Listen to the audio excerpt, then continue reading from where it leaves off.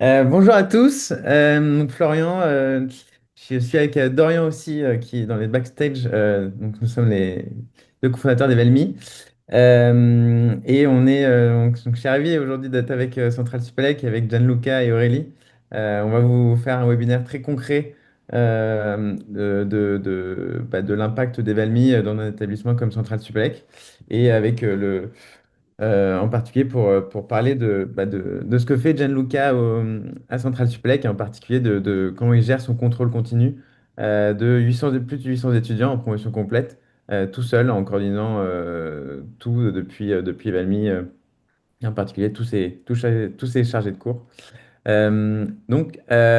Pour commencer rapidement, euh, le déroulé d'aujourd'hui, ce sera une petite heure où on va vous présenter le contexte de Central Supélec avec Aurélie. Et puis très rapidement, on va vous faire une démo live. Gianluca, on va donner la parole à Gianluca pour partager un peu son expérience en profondeur. Et il partagera même son écran pour montrer comment il travaille. Et ensuite, on répondra à vos questions euh, en fonction des différentes questions. Ça sera soit moi, soit Aurélie, soit Gianluca. Et éventuellement sur le chat, n'hésitez pas aussi, on peut répondre en asynchrone. Mon associé pourrait répondre et moi-même. Donc c'est parti. Donc pour donner un petit peu le défi central de ce webinaire, il s'agit de Gianluca qui gère plus de 800 étudiants, notamment sur plusieurs cours, et notamment un cours où il y a plus d'une dizaine de séances, où il fait un quiz à chaque séance, et il a plus de 32 jeux chargés de TD à coordonner. Et ça, il le fait seul aujourd'hui sur Evelmy, et sans y passer ses nuits. Gianluca, je te donnerai la parole tout à l'heure. Et donc voilà. Pour donner un petit contexte sur Evalmy et sur Central Supélec, je donne la parole à Aurélie pour parler un petit peu du contexte de l'école et ensuite des quelques gros chiffres d'utilisation d'Evalmy à Central Supélec. Aurélie, ça te va? Merci Florian, bonjour à tous. Je me présente rapidement, je suis Aurélie Thoman, je suis responsable euh, du pôle d'innovation pédagogique à Centrale Supélec. On est une petite équipe de 3 ingénieurs pédagogiques. Et donc, on travaille avec Evalmi depuis 2020, post-pandémie, où on avait fait un bilan de notre solution d'examen à distance qui nous avait conduit à changer de braquet et à travailler avec Evalmi.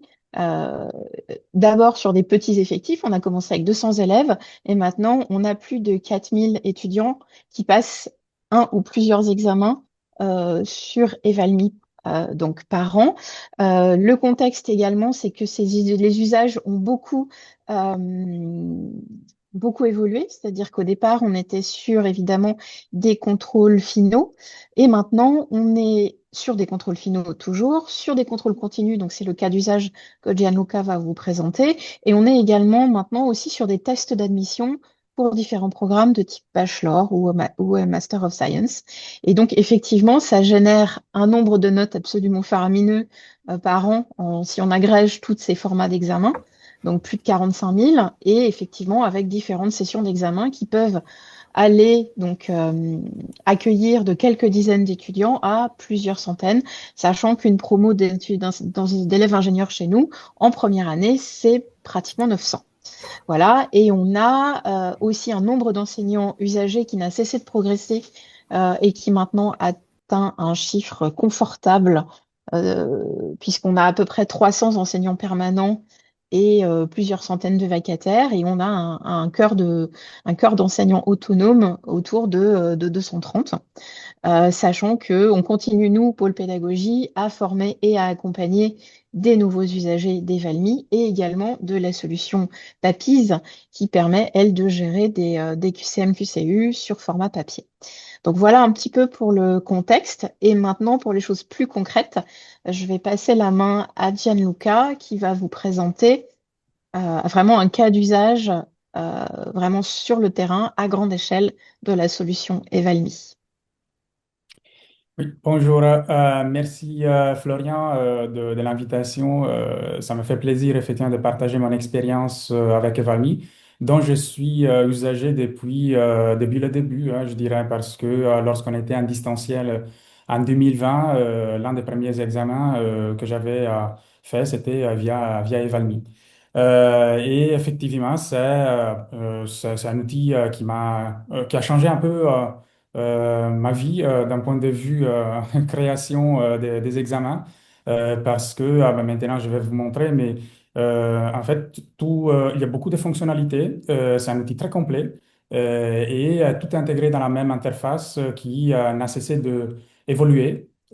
Toujours en s'améliorant et ça reste toujours très intuitif.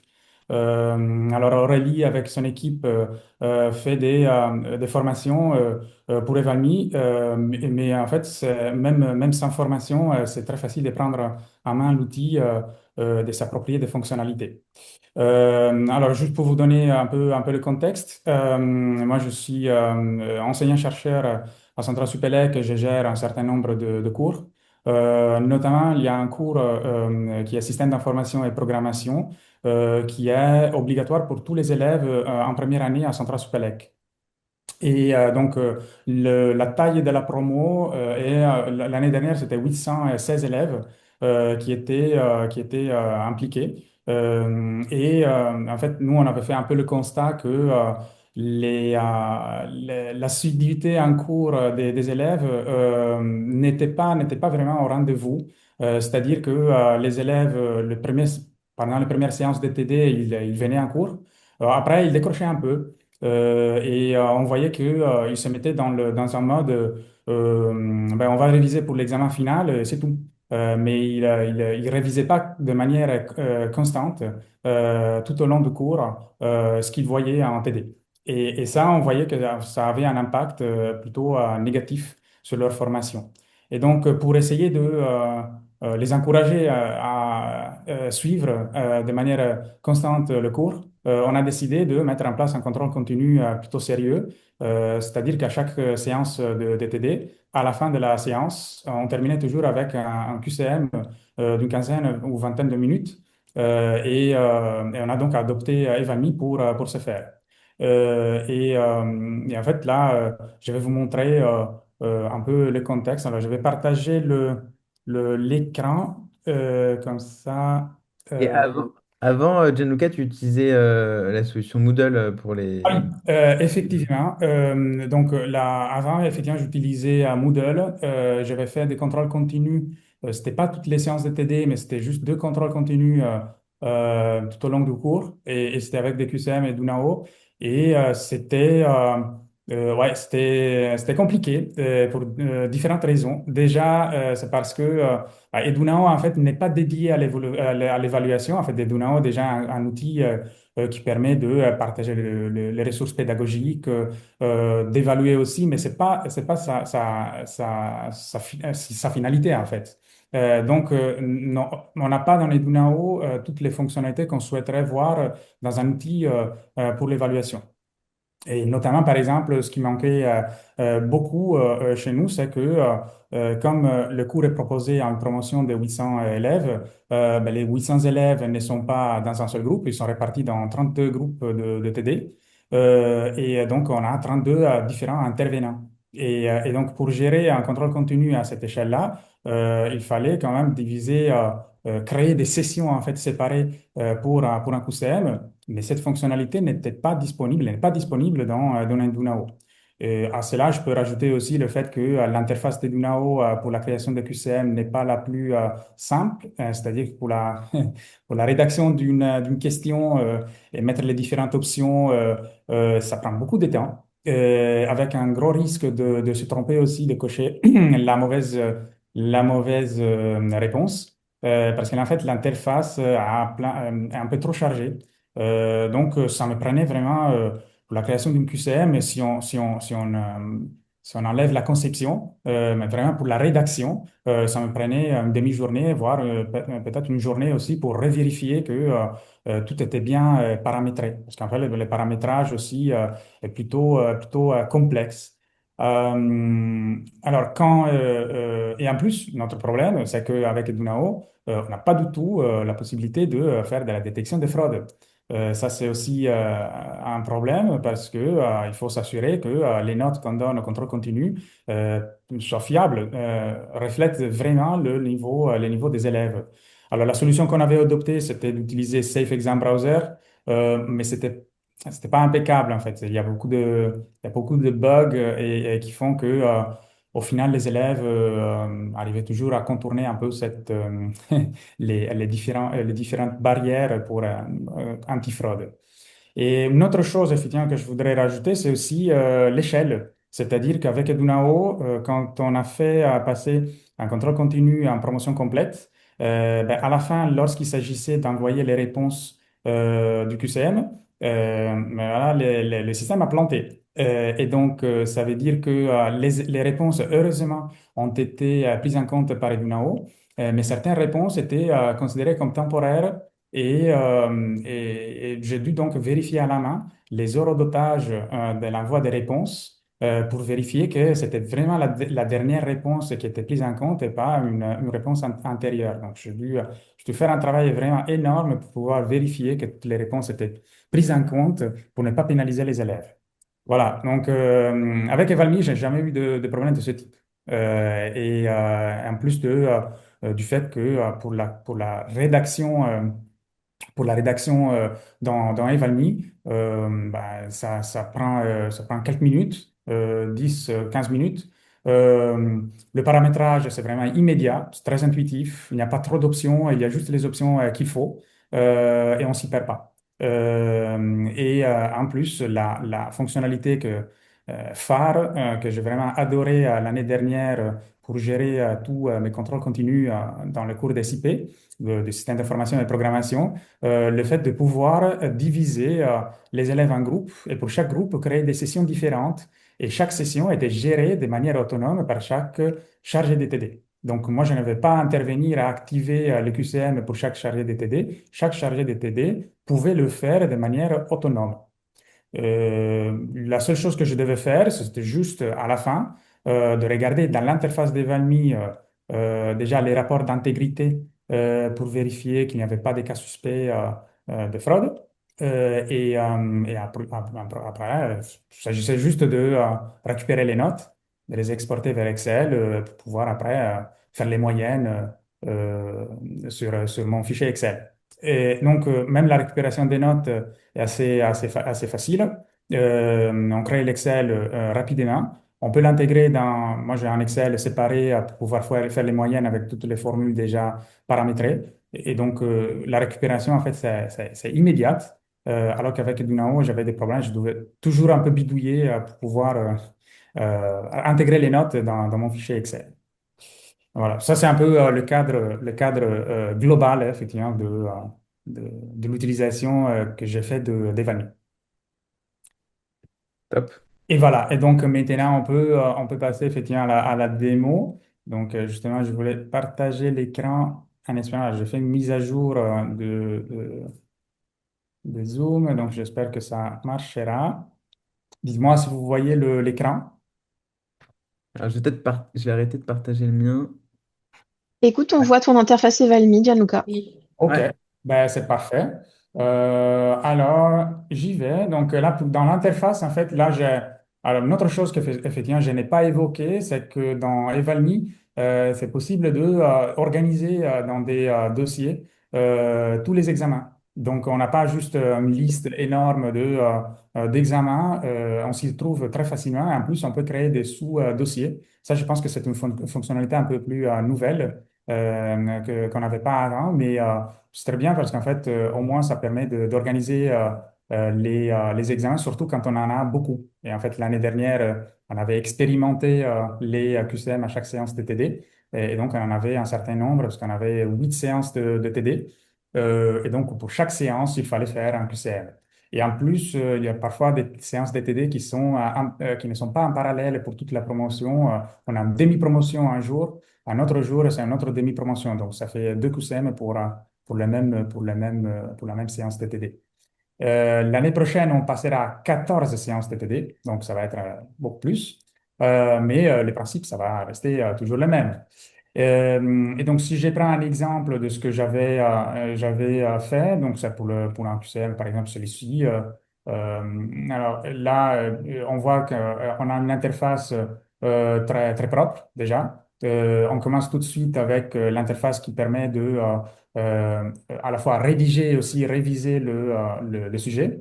Alors là, vous voyez que il y a un code Markdown. Alors ça, parce que moi, comme je suis dans l'informatique, j'ai l'habitude en fait de rédiger le sujet Evalmi dans un fichier texte séparé avec du code Markdown que je peux importer directement dans Evalmi. Mais c'est juste en fait parce que j'ai l'habitude de faire ça. Mais il faut savoir que on peut directement rédiger les questions alors là, je pense que je ne peux pas modifier parce que l'examen est final, mais je pourrais montrer après.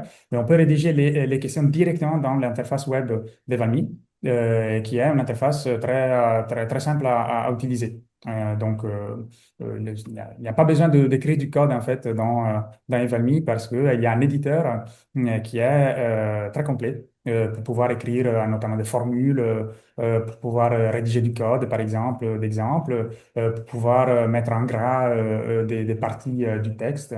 Alors, si je clique sur la prévisualisation, là, on voit le rendu. Et je peux aussi cocher la case correction pour voir la réponse correcte que j'ai sélectionnée. Et cela permet, ça c'est quelque chose que dans Edinao, je n'avais pas, ça les permet de voir tout de suite si, pour tout hasard, je me suis planté sur la sélection de la bonne réponse. Ça peut arriver, mais le fait que ce soit indiqué de cette manière très visible, ça minimise les erreurs. Alors, il faut vraiment ne pas le voir pour cocher la mauvaise réponse. Donc, côté de la rédaction, en fait, on a cette interface. Et après, ici, on a les différents onglets pour pouvoir paramétrer l'examen. Par exemple, on a la configuration de l'examen. Là, notamment, on peut paramétrer les temps, la durée, en fait, du QCM. Et ça, c'est très pratique parce qu'en fait, ça permet, lorsque l'élève lance le QCM, ça permet de activer un compteur à rebours et donc, peu importe si l'élève commence un peu plus tard parce qu'il est un peu en retard, donc il peut commencer à rédiger et de toute manière, il aura toujours 20 minutes disponibles pour terminer le QCM. Au bout de 20 minutes, le QCM s'arrête. Les réponses sont envoyées automatiquement, donc l'élève n'a rien à faire dans ce cas-là. Et bien évidemment, l'élève, s'il est très rapide, qu'il est fort, il peut aussi décider de arrêter le QCM et d'envoyer les réponses avant. Ça, c'est toujours possible et ça arrive. Une autre chose qui est très, très bien, c'est aussi le fait que dans Evalmi, on peut paramétrer les aménagements des temps, notamment pour les élèves qui sont en situation de handicap.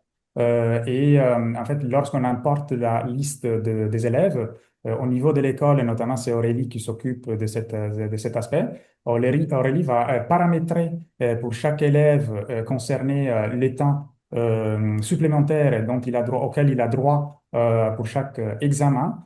Donc, à chaque fois que j'importe le même élève, peu importe le cours, l'examen que j'ai fait, en fait, l'élève, il est reconnu comme ayant droit à un temps supplémentaire pour son QCM. Et donc, je n'ai rien à faire, en fait, juste importer la liste des élèves comme je l'ai fait pour tous les autres. C'est au niveau de l'école, effectivement, que ce type de paramètres se font parce que, comme peut-être vous le savez, en fait, un élève en situation de handicap doit se déclarer, doit fournir de la documentation, c'est l'école qui valide. Une fois que c'est fait, par contre, dans Evalmi, c'est paramétré de manière permanente et de cette manière, on risque pas d'oublier, en fait, un élève en situation de handicap. Ça, c'est aussi très important. Après, il y a aussi d'autres paramètres. Par exemple, si on permet la navigation libre entre les questions, ça c'est quelque chose qui est notamment apprécié par les élèves parce que ils veulent aussi réviser leurs réponses. Donc, normalement, c'est quelque chose que j'active toujours. On peut spécifier un ordre aléatoire pour les questions, pour les choix. De cette manière, même si deux élèves sont côte à côte pendant l'examen, le risque que quelqu'un puisse, en fait, qu'il puisse regarder sur l'écran du camarade, en fait, ça va quand même le perturber. Et on peut aussi intégrer, ça c'est aussi c'est nouveau, une calculatrice, ça c'est notamment bien apprécié pour les cours de maths. Et après, toute la partie antifraude, ça, c'est aussi quelque chose qui est très utile. Déjà, quand on lance le QCM, l'élève, en fait, la fenêtre de l'élève passe en plein écran. C'est-à-dire que si jamais l'élève essaye de sortir du plein écran, ben, nous, on a une notification dans notre interface, c'est dans la partie surveillée que je montrerai tout à l'heure. Et donc, pendant les TD, pendant le QCM, nous, on peut déjà vérifier s'il y a des élèves qui essaient de sortir du plein écran. Si c'est le cas, on va les voir immédiatement pour voir ce qui se passe. Parfois, c'est juste à cause d'un problème. Parfois, il y a des élèves qui veulent regarder à l'heure, et donc ils vont monter la souris vers le haut de la page. Et donc, ça fait, pour les amis, en fait, ça fait une sortie d'écran. Euh, et donc là, on peut tout de suite voir s'il y a un problème, s'il y a une tentative de fraude ou si c'est juste le fait qu'il y a juste une sortie bénigne, on va dire. L'alerte, en fait, l'étudiant en fait, reçoit une alerte lorsqu'il quitte le mode plein écran. Notamment, il y a un écran rouge qui s'affiche pour dire attention, il faut se concentrer sur l'examen. Et normalement, les élèves qui sont honnêtes, à la fin du QCM, ils viennent aussi nous voir pour dire moi, monsieur, j'ai eu ce problème. Mais je ne suis pas sorti de l'écran parce que je voulais tricher. C'est juste que j'ai bougé la souris vers l'extrémité de la fenêtre et ça fait ce type de problème. Sachant que ce type de problème, maintenant, c'est un peu plus minimisé par rapport aux premières versions d'Evalmi, hein, même sur ce type de problème. L'enregistrement de l'écran aussi, c'est très utile. C'est une fonctionnalité nouvelle que je n'ai pas utilisée l'année dernière parce que ce n'était pas disponible. Alors, c'était disponible, mais je ne voulais pas l'essayer sur une promotion aussi grande.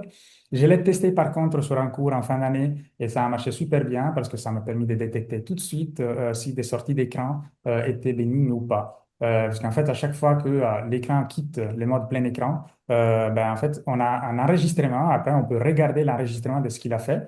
Et ça, c'est encore une fois un outil très puissant contre la fraude. Bloquer les correcteurs orthographiques, ça, c'est aussi très bien parce que notamment ces correcteurs peuvent déclencher la sortie d'écran. Donc, c'est bien de les bloquer. Et après, il y a aussi d'autres paramètres. Je ne vais pas tout détailler, hein, mais pour permettre à l'élève de consulter la note, le corriger. En fait, c'est après la soumission. Et après que le quiz sera terminé, je l'active. Et je pense que là, il n'y a pas grand-chose de trop important. Ce que je voudrais montrer, par contre, c'est le paramétrage, voilà, sur la subdivision en fait des élèves en plusieurs groupes.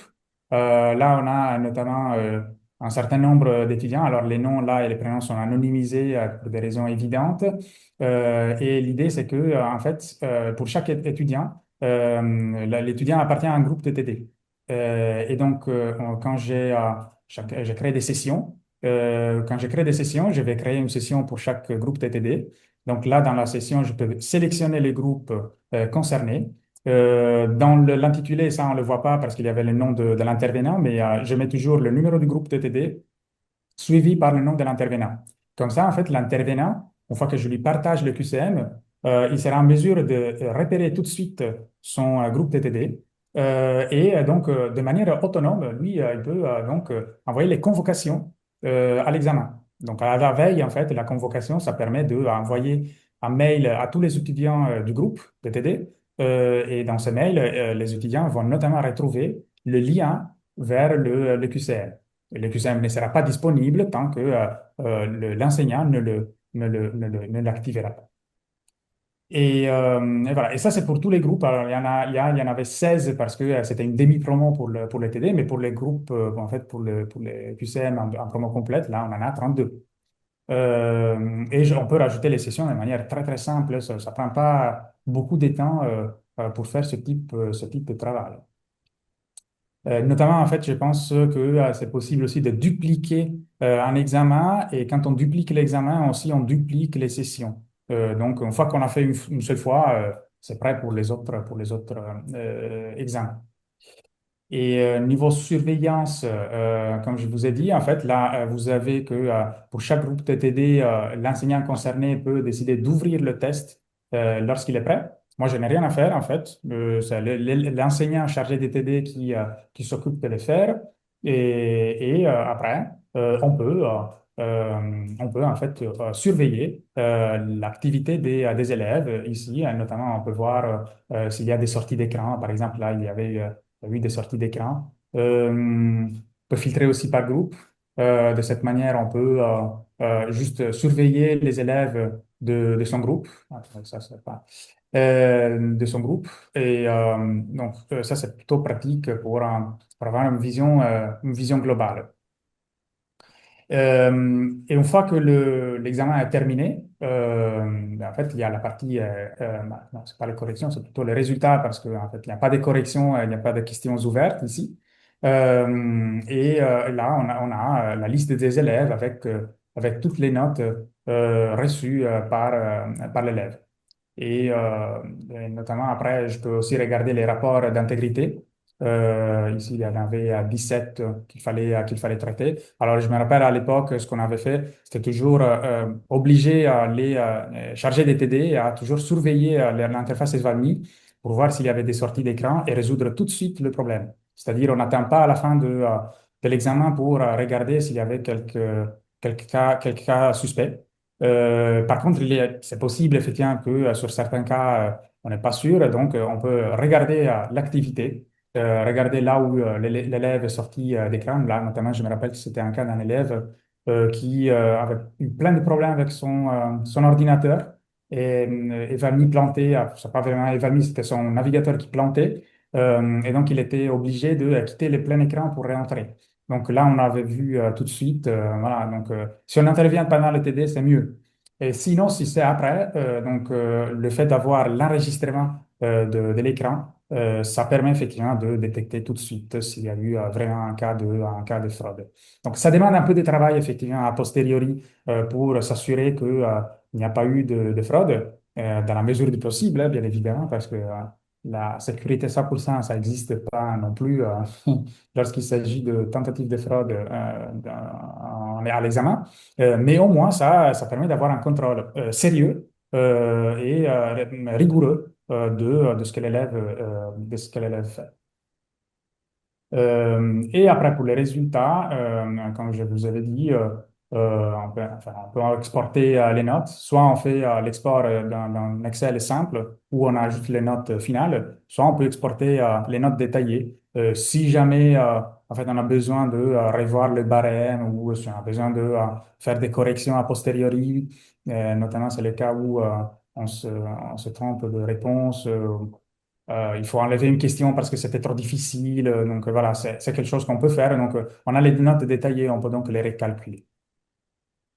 Et voilà, une partie de mon interface, je dirais que là, j'ai tout montré, mais peut-être que j'ai oublié des choses. Donc Florian, n'hésite pas à me dire.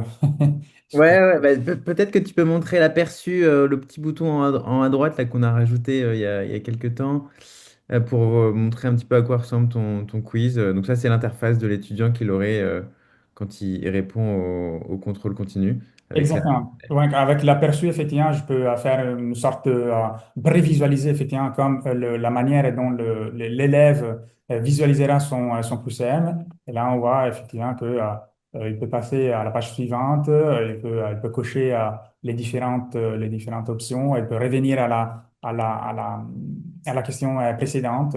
Voilà. Donc, ça, c'est effectivement notre ajout effectivement qui a été fait par Evami, sachant qu'il y a aussi la simulation. La simulation, ça permet de lancer vraiment une simulation d'examen réel, comme quoi effectivement on peut s'assurer que tout ce qu'on a mis comme paramètres, notamment en termes de euh, ordre aléatoire des questions, par exemple, la durée, en fait, puisse marcher comme prévu et voir qu'effectivement, par exemple, j'avais aussi lancé la simulation lorsque j'avais utiliser la fonctionnalité d'enregistrement de l'écran. J'avais fait la simulation pour voir si ça marchait effectivement et ça marchait effectivement.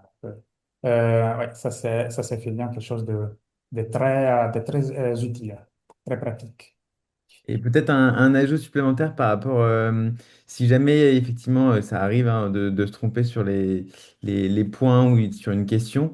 Donc Gianluca, tu disais que tu retravaillais sur l'Excel. Maintenant, on a rajouté une fonctionnalité qui permet de neutraliser la question directement dans Evalme D'accord. et de façon à ce que tu puisses recalculer les notes et avoir les bonnes notes sur Evalme. Voilà, je découvre et c'est pas mal. Donc ça peut être plus rapide. Voilà. Maintenant, le Markdown est effectivement depuis interprété automatiquement. Euh, donc l'éditeur est un peu plus agréable à utiliser aussi. Je sais pas s'il y a des questions. Peut-être tu peux montrer la création d'un nouvel examen. Oui, Euh, avec plaisir. Donc, alors là, je reviens sur l'interface. Donc, le nouvel examen, on clique ici. On va donner, je vais juste mettre un nom test. De toute manière, alors, je fais suivant. Je vais commencer. Euh, alors là, effectivement, on arrive à l'interface qu'on avait vue tout à l'heure.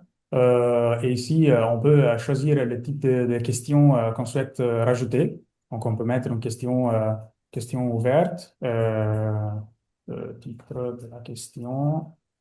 Et après, on peut mettre les différents choix. On peut cocher aussi plusieurs choix. On peut ajouter une question ouverte, par exemple. Et donc là, on va mettre l'énoncé de la question. Ici, on peut spécifier une grille de correction qui est notamment utilisée par l'IA qui est intégrée dans Evalme et qui permet effectivement de faire une correction automatique par l'IA avec bien évidemment l'enseignant derrière qui vérifie que la correction est bien conforme à la grille qu'on donne. En fait, là, il faut bien spécifier les critères pour guider l'IA vers la bonne correction. Et on peut aussi mettre la réponse exemplaire. En fait, là, c'est une sorte de corrigé qu'on peut aussi mettre à disposition de l'élève une fois que l'examen est terminé. Tu l'as utilisé sur d'autres examens? Oui, j'ai utilisé ça dans le cours de base de données. Je l'avais utilisé pour corriger notamment des questions sur SQL. Et donc là, j'avais mis une grille d'évaluation très détaillée sur le fait que l'élève ne fasse pas, par exemple, des jointures des tables qui sont inutiles. Ça marchait plutôt bien. Je dirais que la plupart des fois, la plupart des points que l'IA avait proposés, je les avais validés. Et en plus, parfois, l'IA était plus sévère que moi parce qu'il arrivait à détecter aussi des erreurs que moi, je j'avais pas vues. Ça m'a permis effectivement de corriger des oublis de ma part.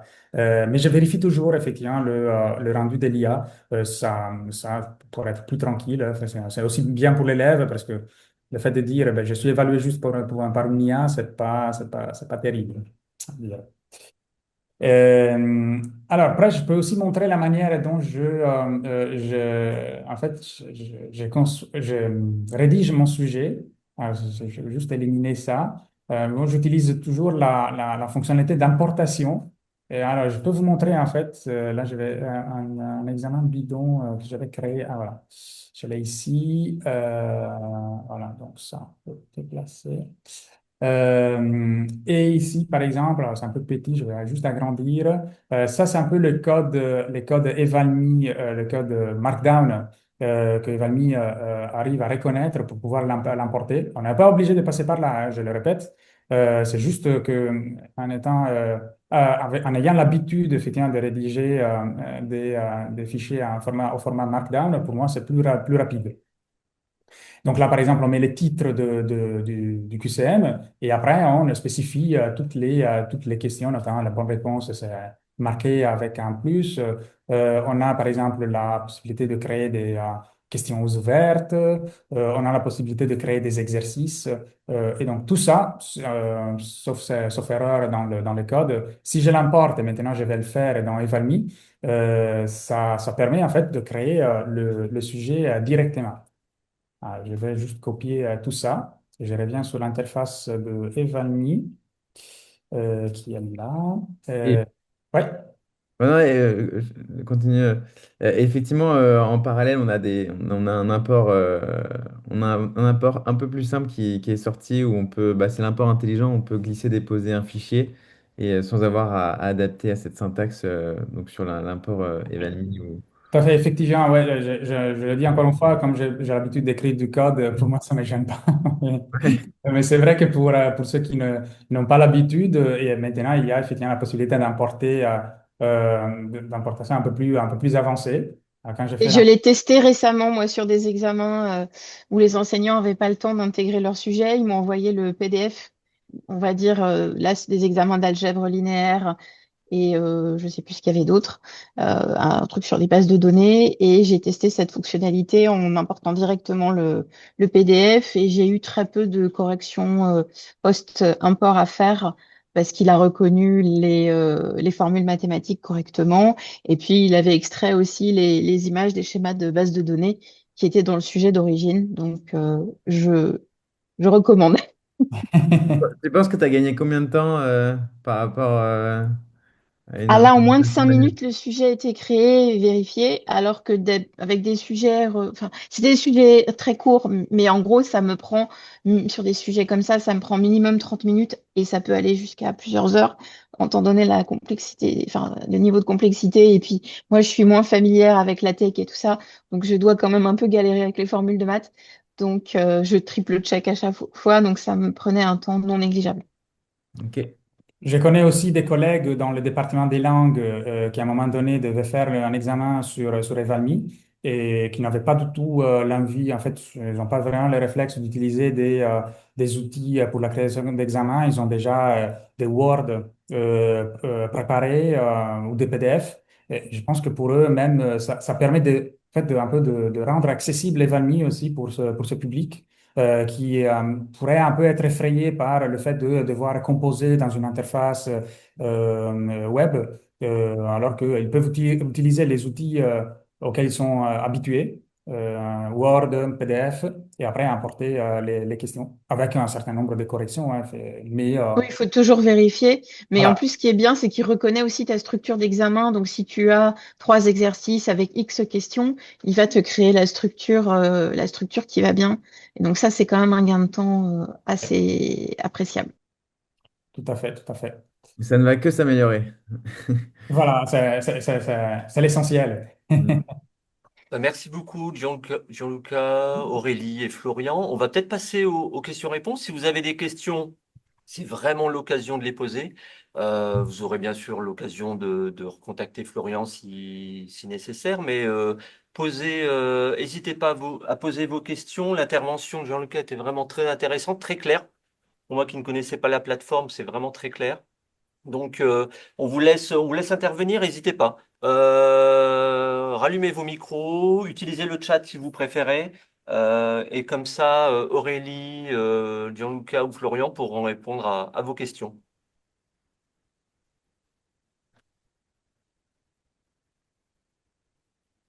N'ayez pas peur, hein, on va pas vous manger. On est Pas tous entre à la, nous. pas tous à la fois. Hmm. C'était trop clair, Gianluca. Ah. Vraiment, ils ont tout saisi. Aucune question. Hmm. Est-ce que vous êtes utilisateur, vous, de produits de Moodle ou de produits parallèles autres qu'Evalmi pour préparer vos examens ou avez-vous des relations avec les enseignants qui travaillent avec les Moodle, hein, puisque c'est souvent le cas, mais qui est un peu, enfin, pour moi, il y a un peu une usine à gaz. Hmm. Alors, j'aurais une question. Ah, il y a ma caméra. C'est C'est allumé, parfait, enfin. c'est plus Bonjour agréable. à tous. Je vais passer dans Bonjour. le noir tout de suite. Bonjour. J'aurais une petite question concernant les QCM qui sont créés. Est-ce que ce sont les formateurs en fait qui les mettent en place, qui créent les QCM, pas forcément dans la technique, j'allais dire, mais dans les questions. ou est-ce que c'est quelqu'un de l'équipe qui en fait est chargé de, en fonction des ateliers, de préparer le QCM qui va valider le cours? Alors, pour mon cours, je suis responsable du cours, donc c'est moi qui fais la conception et la rédaction du sujet directement. Donc, je délègue pas la création, mais je centralise cette tâche. Voilà. D'accord, ok. Et dans les autres enseignants qui peut-être utilisent le même fonctionnement de QCM, parce que je trouvais intéressant ce côté de, entre guillemets, fidéliser les étudiants en termes d'assiduité, est-ce que c'est quelque chose qui est généralisé et qui fonctionne bien? Est-ce qu'à chaque fois, c'est le formateur, l'enseignant qui prend en charge la rédaction, la mise en place du QCM? Normalement, oui. Après, peut-être il y a des pratiques différentes chez mes collègues. Je ne saurais pas vous dire avec précision. Je crois pouvoir te dire que sur la physique, c'est un fonctionnement similaire. Ok. C'est-à-dire que c'est Hichem qui crée tous les QCM et qui les partage à ses chargés de TD. Et sur les maths, c'est un petit peu différent parce que chaque groupe de maths a un fonctionnement de contrôle continu un peu différent, mais c'est le responsable de chacun des groupes qui crée les sujets et qui ensuite D'accord. les partage à ses chargés de TD. Mm. Ok, merci. Une autre question?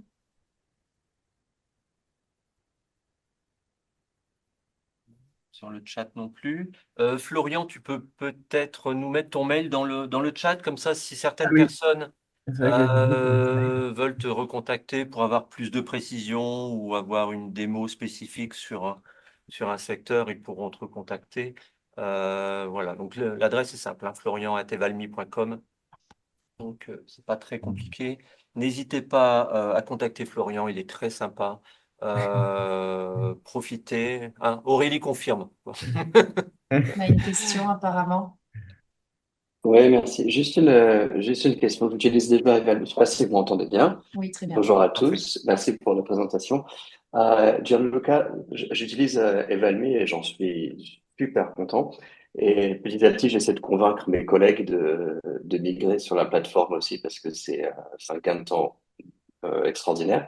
J'ai vu lorsque tu as partagé ton écran que les noms étaient masqués. Est-ce que c'est une fonctionnalité? J'ai jamais fait attention à ça en fait. Est-ce que la Evami permet de masquer les noms comme ça quand je fais une présentation dans une salle de classe? Oui, oui, Ouais, tout je vois à fait. Florian qui me fait oui. Ok, Tout à fait, tout à fait. En fait, il y a ici, je l'ai découvert hier, en fait. ok. J'avais Et jamais fait en fait, attention. là, il y a afficher les noms. Je peux afficher les noms. Alors là, il n'y a pas d'enjeu parce que c'est le petit test que j'avais fait. Donc, ouais, si je fais afficher les noms, ça s'affiche. Masquer les noms, c'est pour masquer. Voilà. C'est un tout petit détail, mais comme la plupart des petits détails, voire la totalité des amis, merci Florian. C'est toujours bien pensé, user-friendly, c'est super. Je suis convaincu. Merci. Je suis d'accord. On a la fameuse question du coût de la solution qui est arrivée dans le chat. Ouais, du coup, nous, on a une formule d'abonnement annuel avec une licence par étudiant qui permet d'accéder à un nombre illimité d'évaluations. Et donc là, ça va dépendre du volume. Ça va dépendre du volume. On va avoir des tarifs dégressifs en fonction du volume. Donc, on va être on commence à 30 euros, mais on descend très, très vite à 10 euros 10-15 euros par étudiant par an pour accéder à la solution. Et donc, c'est une licence par étudiant euh, permet à un nombre illimité d'enseignants, chercheurs ou permanents, vacataires ou autres, d'utiliser la solution euh, et sans limite. Donc ça peut être, comme Aurélie le disait, à Central Supplex, ça peut être des tests de positionnement sur les groupes de langue, ça peut être du contrôle continu, des tests formatifs, des examens finaux, des examens d'admission également, des examens, des rattrapages qui sont en majorité en présentiel, mais aussi à distance. Et ensuite, c'est au cas par cas aussi avec les différents établissements et en particulier avec les universités où on a des tarifs spécifiques.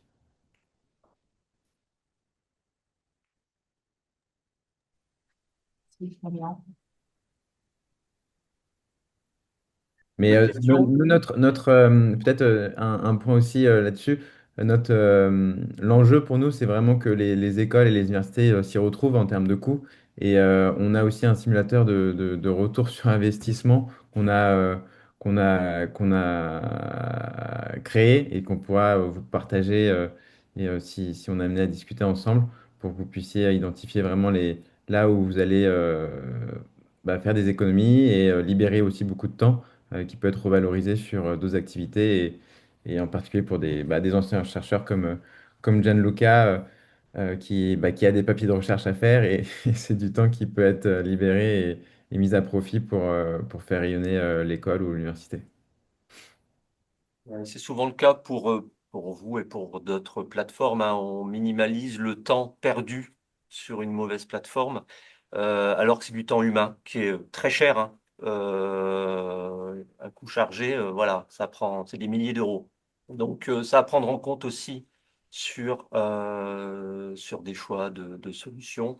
On sait très bien qu'en ce moment, ils sont plus sur une réduction euh, humaine que forcément matériel ou abonnement. Donc, ça peut jouer dans la balance en fonction de vos choix. Si vous n'avez plus d'autres questions, on va vous libérer. N'hésitez pas vraiment à prendre contact avec Florian, hein, c'est l'occasion, là maintenant ou après à la rentrée. On les remercie vraiment tous les trois, hein, pour cette présentation. Florian, Gianluca et Aurélie, c'était très clair et très sympa de les recevoir. N'hésitez pas à recontacter les membres du CA si vous voulez nous rejoindre à la rentrée. Vous pourrez retrouver cette vidéo s'il vous manque quelques infos, si vous n'avez pas tout suivi en replay sur le site de l'Anstia. Et on vous souhaite à tous d'excellentes vacances. Ça Reposez-vous va bien et été. on se retrouve tous à la rentrée. Merci Daniel. Merci, bonne Merci. journée. Merci. Merci Bonne Florian. journée à tous. Bonne Merci. Au revoir. journée. Au Au revoir. revoir. Merci beaucoup, excellentes vacances. Merci. Au revoir. Non, merci, au revoir.